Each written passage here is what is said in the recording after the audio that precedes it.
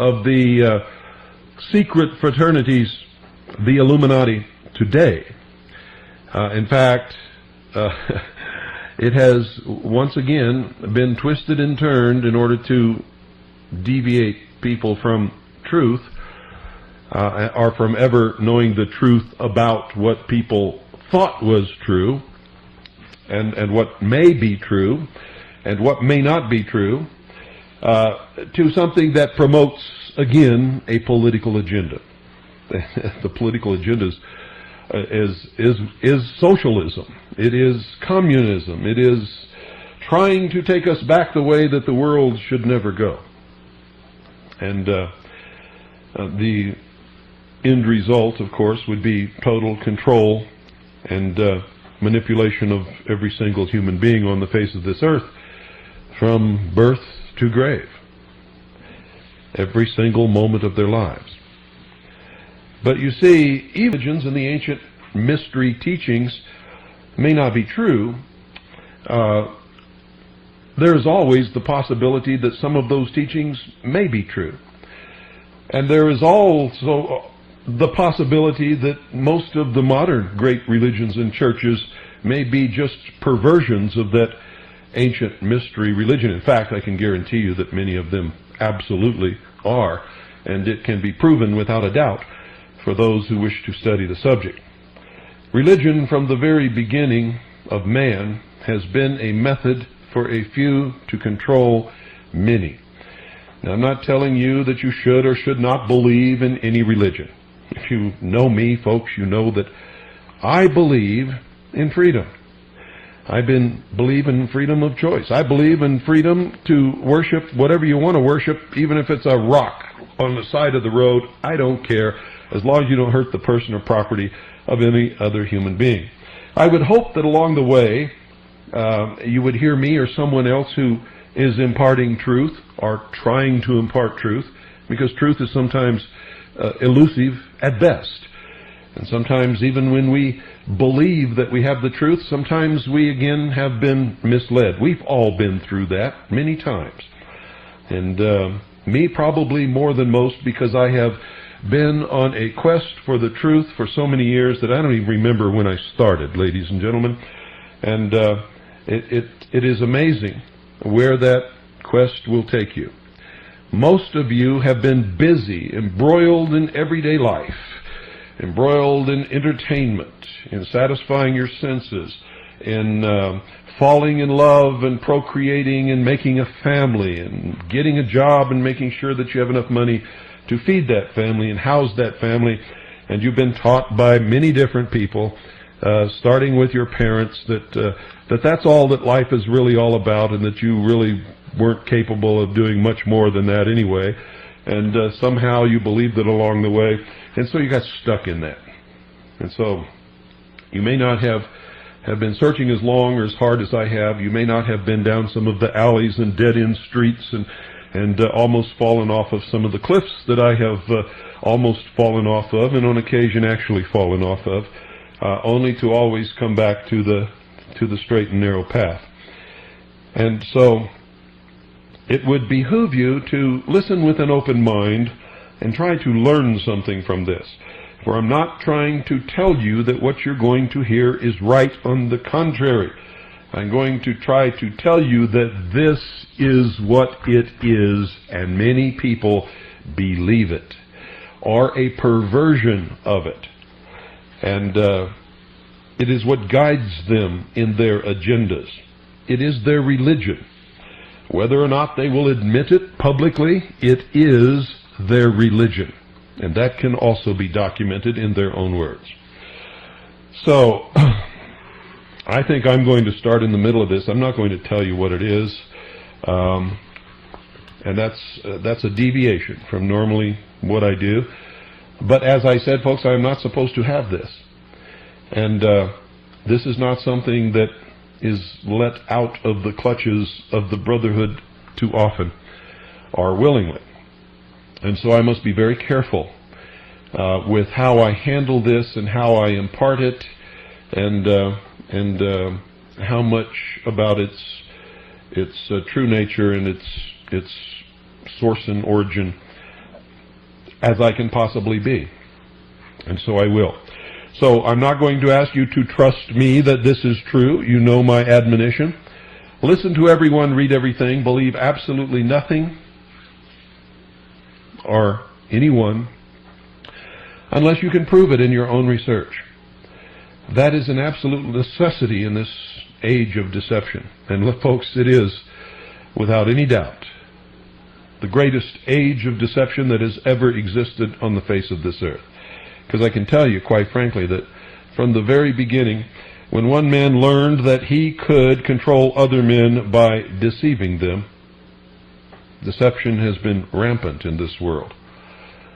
And if you ever thought that you lived in a world where everybody around you was honest and telling you the truth, and these people that you have in government are always telling you the truth, then you haven't grown up yet. You're still living as a child. And that's got to change very quickly. If you want to survive this great battle that is raging, ladies and gentlemen, and a great battle is raging. It's a war, as a matter of fact. And it is a quiet war, which mostly uses silent weapons, but nevertheless, it is a war. And there are casualties. And there is violence in this war. And people are destroyed. Whole families and populations are destroyed. And so, without further ado, we will get into the meat of the matter after this short intermission, which will sort of lay a little groundwork here.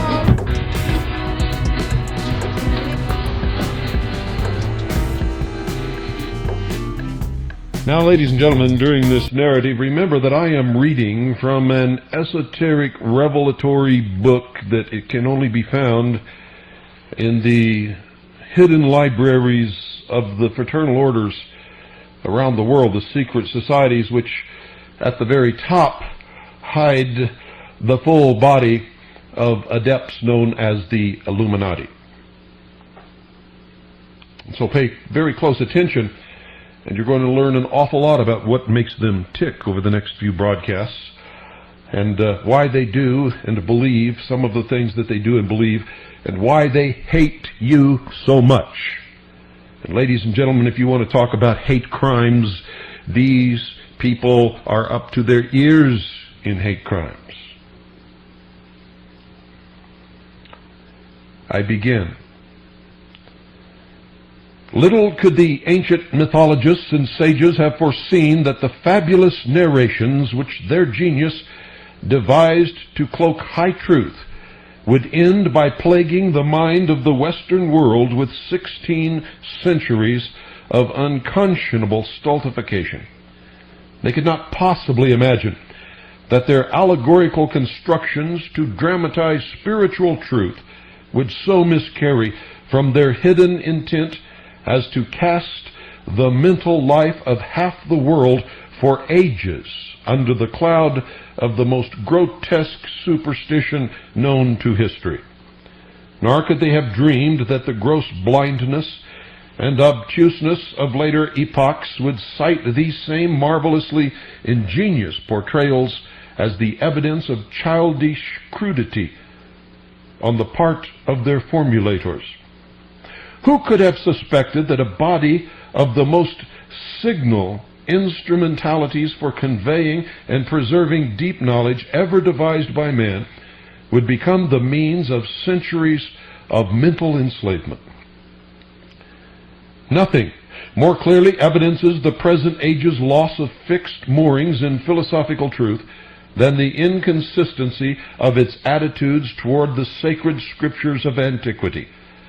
The general mind, indoctrinated by priestcraft, regards them as infallible revelations and holds them as fetishes, which it were a sacrilege to challenge, while theological scholarship hedges from pious veneration of them over to outright skepticism of their divine origin, swinging more recently to a view which takes them to be the simple conceptions of men just emerging from cave and forest barbarism. The character of divine dictation and absolute wisdom assigned to them on the one thesis has yielded to that of ignorant speculation of primitive folk on the other. That there is a possible truer characterization of them lying midway between the extravagances of these two extreme views has not seemed to come through to intelligence at any time. It has not occurred to students of religion that ancient scripts are the work neither of supreme deity on the one side, nor of groping infantile humanity on the other, but that their production must be sought in a region intermediate between the two. They came neither from supernal deity nor from common humanity, but from humanity divinized. They were the output of normal humans, graduated to divine or near divine status. St. Paul's, quote, just men made perfect, end quote. Their divinity is therefore not transcendent and exotic, and their humanity is not crude and doltish. They bear the marks, therefore, of human sagacity exalted to divine mastership. When a student graduates creditably from a college, he is presumed to have acquired a mastery over the field of knowledge covered in his course. Human life is a school, and why should not its graduates be presumed to have gained mastery over the range of knowledge which it covers, and to be able to write authoritatively upon it? Humans must at some time attain the goal, the prize of the high calling of God in Christly illumination, the crown of glorious intelligence. Life's school issues no diploma of graduation without attainment, for the graduation is the attainment. We have here the ground for the only sane acceptance of the ancient scriptures as books of accredited wisdom.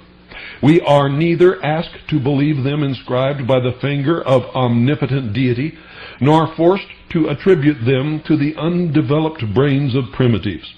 They can be seen as the products of the sage wisdom garnered by generations of men who had finally risen to clear understanding.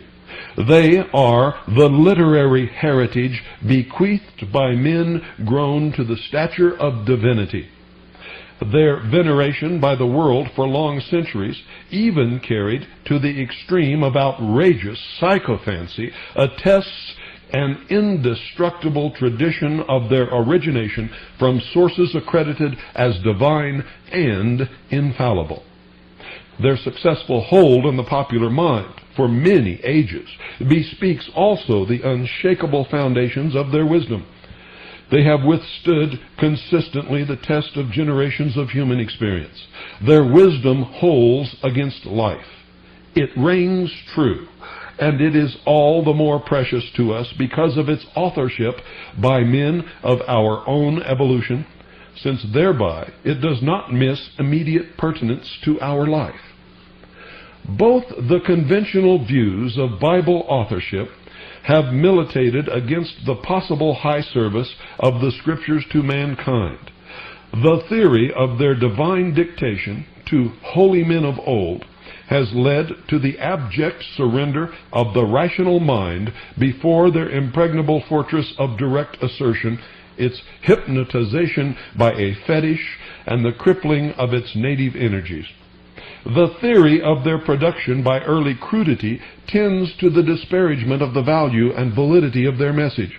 The other view here advanced preserves their venerated authority, while it brings their authorship from alleged cosmic divinity back to men of earth.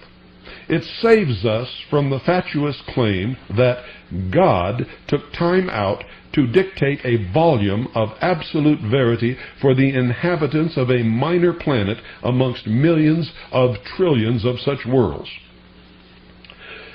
Relieving us of the necessity of asserting that supreme deity went into the book publishing business on this globe and took advantage of his commanding position to write the planet's bestseller, it preserves mental integrity by enabling us to assign scriptural authorship to human agency, where it alone is acceptable. It is understandable that evolved men with vision opened to knowledge of the laws of life would indite sage tomes for the enlightenment of those less advanced. In any case, the Bibles are here. They must be accounted for.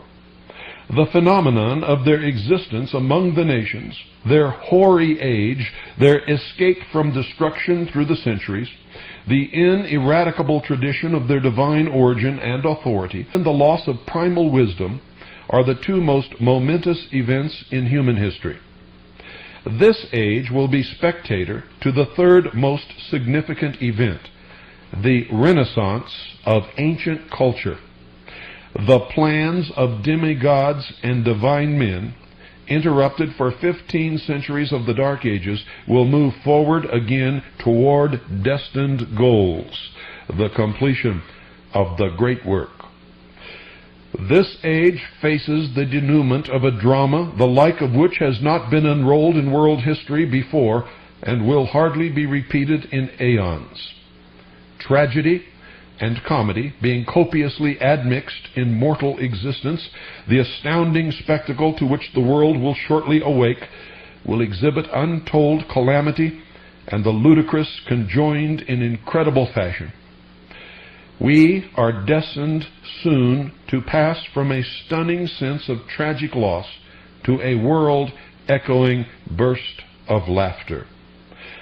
The sting of our realization of our duo-millennial loss will melt away under the dawning recognition of our previous unbelievable stupidity. We are in a little time to be made acutely aware of a situation that will become the butt of hollow mirth for ages to come. Other egregious follies of history can be accepted or extenuated to the point of being condoned and forgotten. But this colossal ineptitude, prolonged over 16 centuries, cannot escape being laughed at for centuries more. A joke owes its character to the miscarriage of the intended sense into something ludicrously different. This denouement will stand as the historical joke of the ages. No less than this quantity of hilarity can balance the weight of the tragedy which loads the joke at the other end. For the ludicrously different direction in which the intended sense of the great mythical religions and dramatic rituals of the past took its perverted course entailed as a consequence the greatest of all historical fed out of the miscarriage of the concealed meaning of the ancient spiritual myth. The transaction carried the form of a joke, but it also carried the substance of the most appalling terrorism in history. And this most calamitous of all blunders was the mistaking of religious myth, drama, and allegory for veridical history. The promise of our coming awakening. The promise of our coming awakening lies in the progress made and to be made in the study of comparative religion, comparative mythology, and comparative philology. What they will ere long make clear to us beyond further dispute is the most unthinkable fact that for 16 centuries the best intelligence of the West took the ancient sages' books of wisdom, which were in all cases the spiritual dramatizations of the experience of the human soul on earth, for objective historical narratives.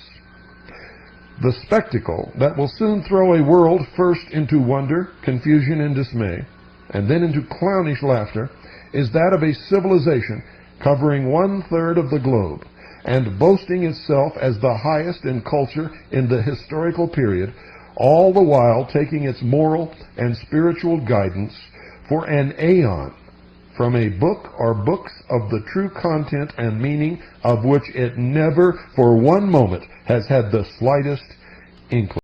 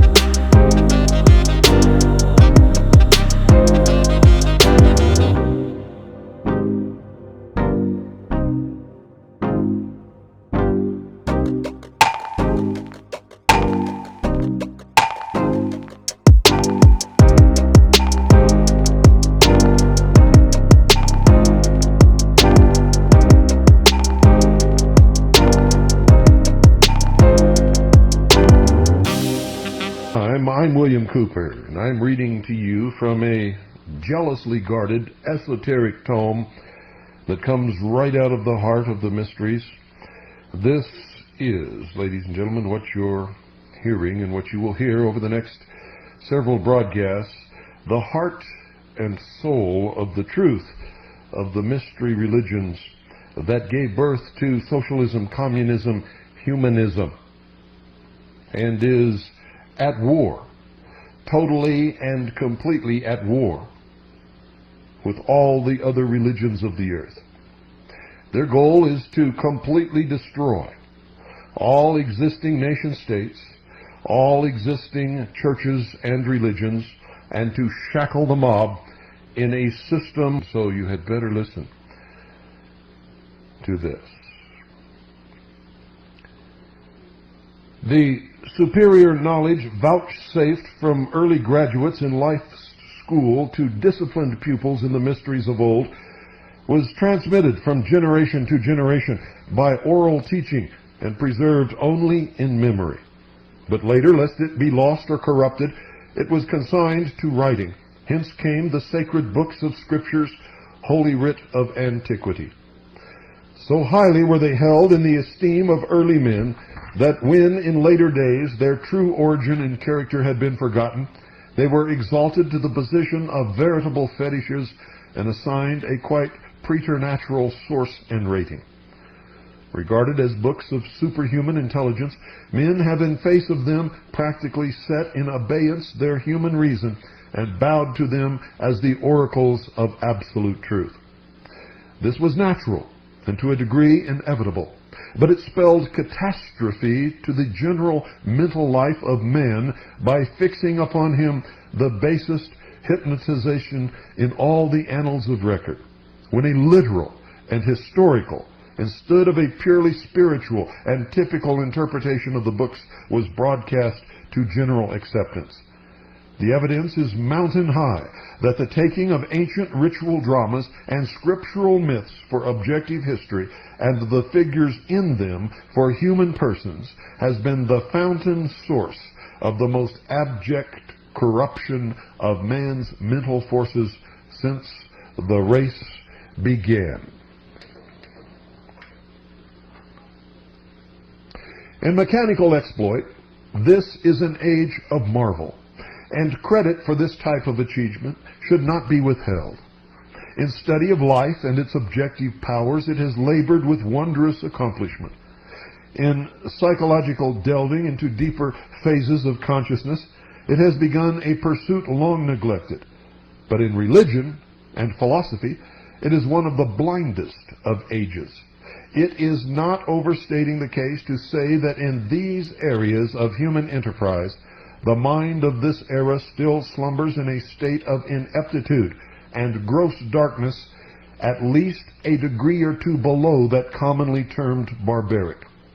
At this moment, the common mentality of the day, led and fed by a compactly institutionalized ecclesiastical power, stands committed to ideas as to the origin, structure, meaning, and destiny of life, which have not been surpassed in crudity and chimerical absurdity by the tribes of the forest and the sea isles.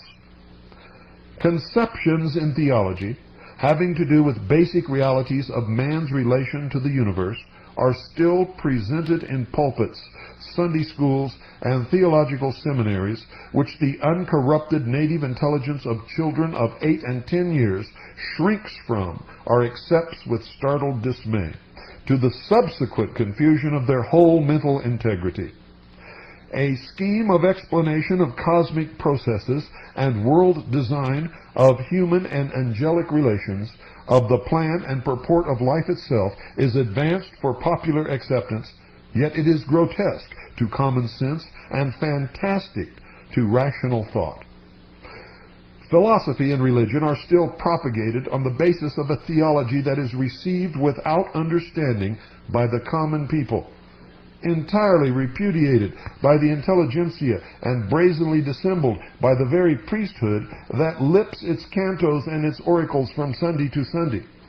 In sum, it can be said without the remotest possibility of successful dispute that the general grasp of the mind of this age on philosophical verity and the truth of life, as proffered by orthodox religionism, is still steeped in the crassest forms of dark superstition, and this has been due to the miscarriage of ancient symbolism.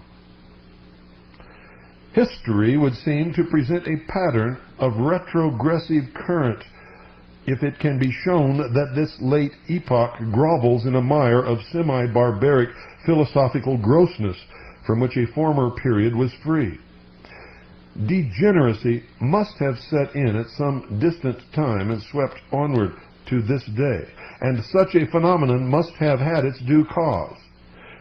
A great work of a learned author some years ago pointed to the approaching, quote, decline of the West, end quote.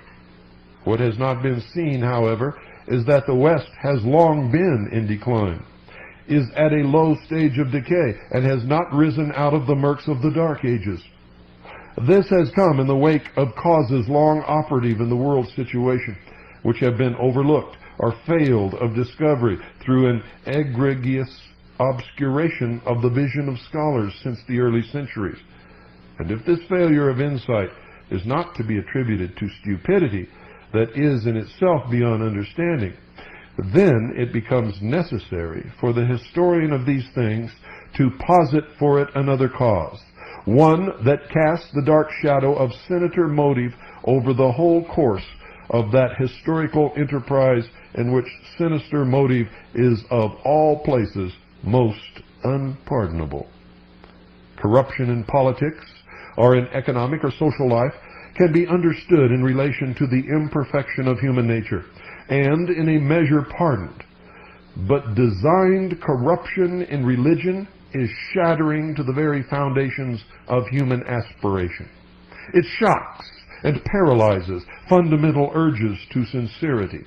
It weights the human spirit with the hopelessness of its effort to conquer imperfection. Dishonesty and insincerity in worldly dealings